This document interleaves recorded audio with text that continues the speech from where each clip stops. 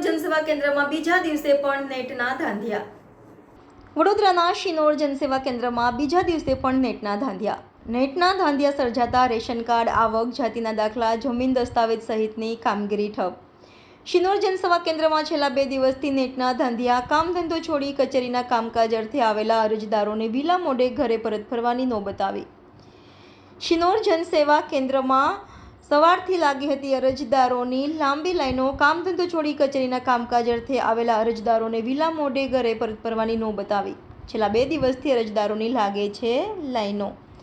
બપોરથી અરજદારોને નેટની સમસ્યા દૂર થશે તેવી આશા સાથે સાંજ સુધી જનસેવા કેન્દ્ર ખાતે બેસી રહ્યા.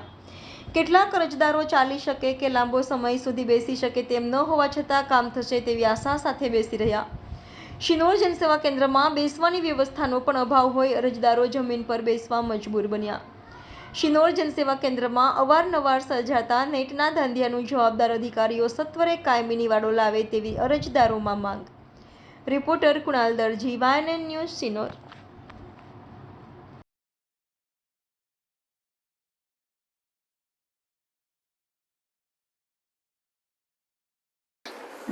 શિનોર તાલુકાના સેવા સદનમાં છેલ્લા 3 દિવસથી નેટના ધાંધિયા ચાલી રહ્યા છે અને અહીંયા અધિકારીઓ પર ઉપસ્થિત નથી રહેતા. આટલી ગરમી હોવા છતાં પણ અહીંયા પાણીના ધાંધિયા છે.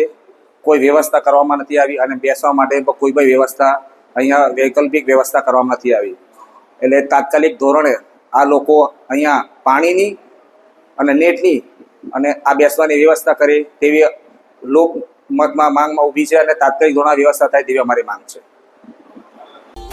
Subscribe now and press the bell icon. Never miss an update.